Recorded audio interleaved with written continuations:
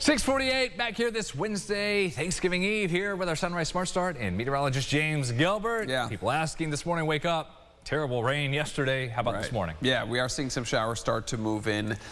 We've got rain pushing through the west side here. Sweden, Brockport, you're about to get a quick downpour. Hilton, Hamlin, Parma, you're going to get some rain here in the next 10 to 15 minutes or so. Downtown Rochester, you'll get your showers. I'd say it's going to be, what's it, 6:48 right now? About 7:15 till downtown. I got all that, and that means they're on the radar, raining just over the airport, but haven't heard of delays, cancellations. That's the good news on a very, very busy day. Let's check in with Ron Spitzer one more time for us at the airport. Been there all morning. Ron. Yes, all morning we've been seeing people make it to their holiday, to their flights to make it to their holiday destinations. But right now we're here with Mark Gruba from AAA, and we're going to be talking some holiday trends. What trends are we seeing today? Well, the big thing is that we're expecting 55.4 million Americans to go 50 miles or more from their home this Thanksgiving holiday weekend. That's the largest number we've seen since 2019, before the pandemic, and the third largest number we've tracked since we began looking at holiday travel back in the year 2000. What are some hot destinations right now? Are people going to see grandma, or are people going to lie on the beach? Well, we've seen a little bit of everything this morning, haven't we? We saw folks in shorts, so you know people are going to warm weather destinations for sure. A lot of folks will go see grandma and grandpa. That's always going to be the case.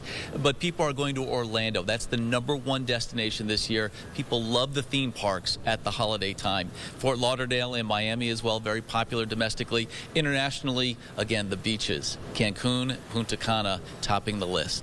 So you said, right, over 55 million people traveling. Is that mostly by air? Is that by road? How are people getting to their destinations? Great question. The vast majority of travelers will go by car, 49.1 million. About 4.7 million Americans will fly this year, but that figure is up about 7% from a year ago. Traveling by cars, today is Wednesday, the day before Thanksgiving. It's the busiest day to be on the roads. Having said that, get the early start if you can. This afternoon, between 2 and 6, is going to be the worst time to be on the roads. And again, coming back on Sunday, those afternoon hours are tricky, between 3 and 5 especially. So get an early start if you can. You heard that, folks. Get an early start if you want to get to your destination on time and beat that Thanksgiving rush. For now, we're going to toss it back to you, Brennan. All right, thank you. Yeah, get out there now, because the roads, expressways, everything at speed. Checking our sunrise traffic. It's green on the map along 390, 490, and 590. Thruway as well. Nothing coming across on alerts on 90. Take it easy.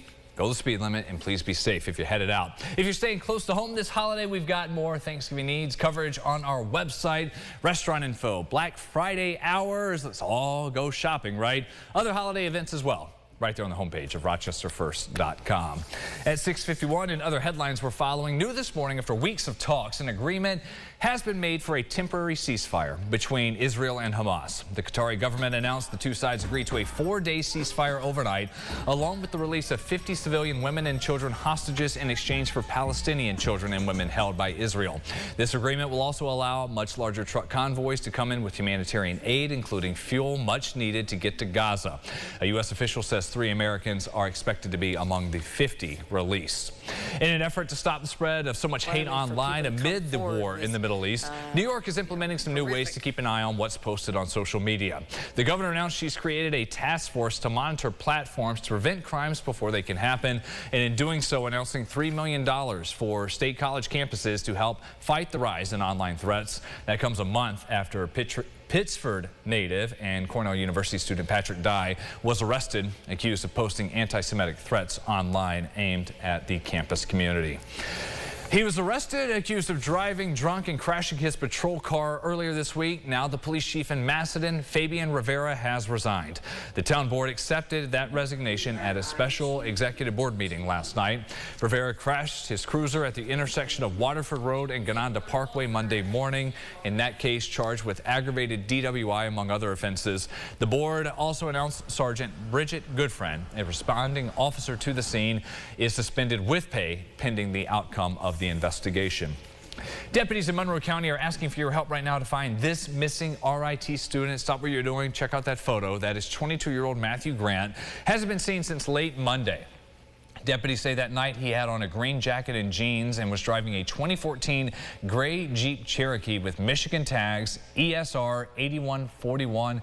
Please call 911 if you know anything about where he might be. Nearly 2,000 service workers and caregivers with URMC unions have voted to strike. That vote yesterday nearly unanimous. The workers are fighting for demands on what they're calling a fair contract, and they say those have not been met. The union's contract expired Halloween, leading to an informational picket and rally outside the ER last week at Strong. Union organizers say negotiations Monday brought a lot of frustration. The hospital says it will keep up negotiations in good faith. A new 24/7 outlet is in place for families applying for SNAP benefits here locally. It's called the Supplemental Nutritional Assistance Program Hotline. It allows you to call any time of day to check your application or case status, report changes with income, ask for replacement cards for benefits, and more. All you need to do is call the number on your screen, 585-753-2740. Happening today, Feed the Village is putting on its first ever community feast at the Flint Street R Center. Organizers say they're providing food and groceries for those in need heading into Thanksgiving. They plan in total to feed about 100 people. Just a great event there. That is today from 3 to 6. If you cannot get enough of our first weather team here, our News 8 weather team, News 8 is hosting a weather special this week. While you're having Thanksgiving dinner, getting ready for that, heading out to yours tomorrow, you can see that weather special tomorrow at noon. And in case you're already at dinner or miss Jane's story we had about the impact of climate change on winters here in western New York, don't miss that. We'll have it coming up again Friday morning on News 8 at 10 o'clock.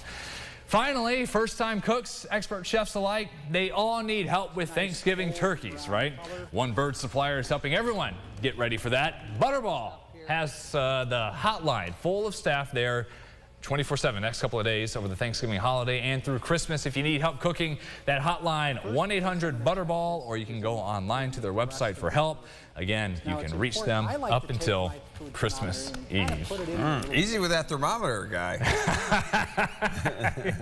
You ready for the bird? Got it good? Yeah, I'm excited. I'm going to cook mine this afternoon. We have 2 turkeys, too much food. So we're going to have 2 turkeys loaded up with food. Very excited. I love cooking, so it's always a fun time. That'll be a lot of cold turkey sandwiches Friday, Saturday, Sunday. That's right. Yeah. Use that food wisely. It's an exciting time, and I'm excited to say we've got a dry forecast tomorrow. Right now, we've got rain, and we've got showers around this morning.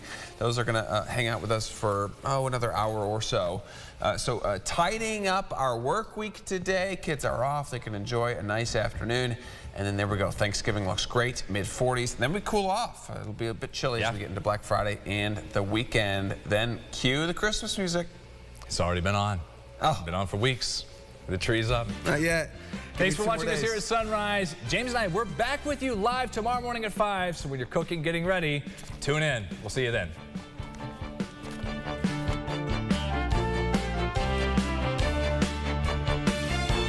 Follow News 8 wherever you are on RochesterFirst.com, Facebook, Twitter, and on our app for news and weather.